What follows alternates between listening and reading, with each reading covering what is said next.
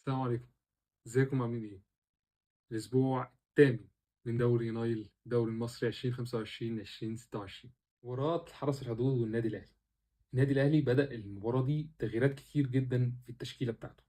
اولهم كان حراسة المرمى، ان شوبير بيبدأ مكان الشناوي، وعودة مرعي قلب دفاع جنب ياسر. على الجانب الايسر العش بيشارك على حساب كوكا كباك ليفت. طبعا كمان في منتصف الملعب تريزيجيه بيخش الى قلب الملعب مكان بن رمضان، وبيعوض طبعا تريزيجيه الشحات على الطرف الايسر. جراديشار كرأس حربة مكان محمد شريف، وطاهر على الجانب الايمن، وديانج طبعا خلفه في منتصف الملعب. التغييرات بتاعت التشكيل دي طبعا ممكن تكون مؤثرة طبعا في أداء النادي الأهلي، لكن طريقة اللعب النادي الأهلي زي ما هي. بيحاول إن هو يضغط بأكبر عدد من اللاعبين ممكن، بيفتح ملعبه، وتقريبا بتلاقي 7 لعيبة من النادي الأهلي بتضغط على المنافس جوه منتصف ملعبه. لكن الطريقة دي ليها عيوب، وعيبين بيتمثلوا فيه. أولا العيب الأولاني وهو وجود ديانج في منتصف الملعب. لعيب غير قادر على القيام بدور مركز 8. لعيب قوي جدا في الاستخلاص وفي التغطية في منتصف الملعب، وفي التمركز والسرعة بتاعته في المرتدات المنافس. لكن بناء اللعب بيغلط كتير جدا في البساط، ودي بيستغلها المنافس. وحاجة تانية إنه النادي الأهلي اندفاعه ده بيعمل مساحات كبيرة جدا في منتصف الملعب، لأنه تقريبا بيلعب على خطين: خط فيه 7 لعيبة بيضغطوا على الدفاعات، وخط تاني مكون من لاعبين 3 اللي هم قلبي دفاع النادي الأهلي، ومعاهم ارتكاز مروان أو أحد باكات النادي الأهلي بيكون هو اللي راجع عشان يعملوا توازن دفاعي. لكن ده بيعرض دفاعات النادي الأهلي لمواقف محرجة كتير ومشاكل كبيرة، وبيتعرضوا لمواجهات فيها سرعة ممكن ما يملكهاش قلبي دفاع النادي الأهلي. ده شفناه في المباراة. النادي الأهلي أحرز هدف من جراديشار، هدف مميز وتسديدة واستغلال الكرة التانية اللي كان فيه مشكلة لحرس الحدود عليها، خاصة في تسديدات مروان عطية كتير على مرمى نادي حرس الحدود. لكن بغض النظر عن ده، النادي الاهلي ما كانش قادر ان هو يبني اللعب من منتصف الملعب او يستغل تريزيجيه، لان ده مش موقع تريزيجيه، ومش هو ده اللعيب اللي يقدر يقوم بصناعه اللعب. مش زيه زي بن رمضان، مش زيه زي قفشه طبعا المتخصص الاول في النادي الاهلي في صناعه اللعب. تقريبا هو المتخصص الوحيد اللي يقدر يقوم بده، بجانب طبعا اقل وهو احمد رضا، لان هو بيجيد التمرير والتحرك في منتصف الملعب بشكل افضل. لكن النادي الاهلي كمان حاول ان هو يستغل طريقه جديده، بان هو بيضغط على طرف من الاطراف، يفرغ الطرف الثاني، يغير الكوره.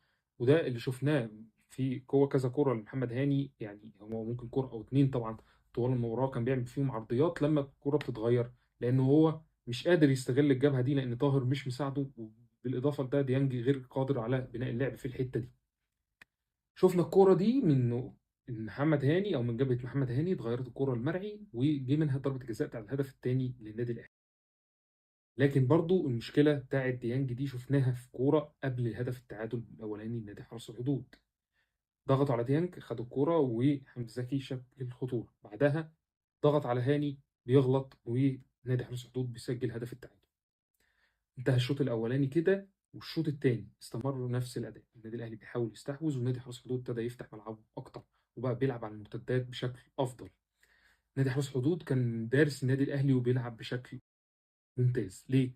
لأنه استغل اللعب خلف أطراف النادي الأهلي بتبقى مفتوحة، خلف محمد هاني أو خلف العش اللي ساعات بيتقدم أو بيخش لعمق الملعب، فبيترك الطرف مفتوح، أو الاعتماد في الكور العالية اللي ساعات ممكن يسند على حمدي زكي أو حاجة، ويسند على الأطراف. كانت بتبقى مشكلة كبيرة جدا للنادي الأهلي، وشكلت خطورة كبيرة على النادي الاهلي. كمان الكور الثابته النادي الاهلي كان بادئ موسم مميز فيها وبيستغلها بشكل كويس، لكن في المباراه اللي فاتت والمباراه دي شفنا خطوره على النادي الاهلي، ومنها الهدف الثاني اللي سجل على النادي الاهلي. الكور الثابته التمركز سيء جدا من دفاعات النادي الاهلي. اجمالا في المباراه النادي الاهلي مش قادر ان هو يصنع لعب من منتصف الملعب، سواء ان هو بيستعين بجراديشار مع محمد شريف او بيستعين بتريزيجيه. يمكن الاداء شويه في العمق اتحسن بنزول احمد رضا، لان هو لعيب بيجيد التمرير افضل من اللعيبه او الخيارات التانيه اللي كان النادي الاهلي بيعتمد عليها. وده اللي شفناه حتى في الهدف الثالث للنادي الأهلي، اللي هو تقريبا نفس طريقة الهدف اللي سجله في المباراة السابقة تريزيجيه مع الربط مع بن شرقي. النادي الأهلي غير الطريقة كذا مرة، بيروح للطريقة ويرجع ليها، تريزيجيه على العمق، لا تريزيجيه على الطرف، بنلعب براسين حربة واحد تحت واحد، أو بنرجع تاني إن إحنا نلعب بلعيبة لاعبين منتصف الملعب عشان يبقوا هما بيقوموا مركز 8، مش واحد مثلا بيقوم بمركز 10 والتاني بيقوم مركز 8. كمان النادي الاهلي ابتدى يظهر شويه مع نزول احمد عبد القادر، لان هو لعيب عنده امكانيات فرديه مهاريه نشطت الجبهه اليمنى للنادي الاهلي، مع وجود احمد رضا اللعيب اللي برضه نشط نصف الملعب بالتمريرات. لكن بغض النظر عن ده، النادي الاهلي بيكسب بحلول برضه فرديه اكتر من ان هي تبقى حلول جماعيه. غير كده النادي الاهلي كان ممكن يخرج من هذه المباراه خاسر، وخساره هتبقى مستحقه، لان شفنا لعيب زي اوكا من ساعه نزوله ارض الملعب مع نادي حرس الحدود عمل مشاكل كبيره جدا للنادي الاهلي، منها الانفراده اللي كان ممكن لو سجل منها الهدف الثالث كنا نشوف النتيجه 3-2 للحرس مش للنادي الاهلي.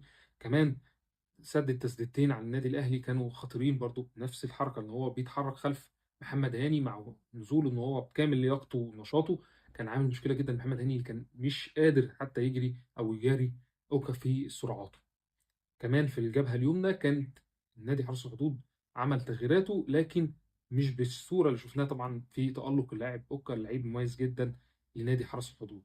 النادي الاهلي خرج بثلاث نقط، لكن يستمر سوء الاداء في النادي الاهلي الدفاعي قبل الهجومي كمان، اللي طبعا الهجومي بيبقى على حسابه الدفاع بيتدهور اكتر واكتر، وبيخلي دفاعات النادي الاهلي في المواجهات مشكله، مواجهات كبيره جدا، او بتعمل مشاكل كبيره جدا للنادي الاهلي، خاصه مع وجود سرعات زي ما قلنا زي حمدي زكي او اوكا او غيرهم لعيبه، خاصه مع وجود لعيبه بتركز في التمرير او تلعب الكور العاليه خلف دفاعات النادي الاهلي او خلف باكات النادي الاهلي.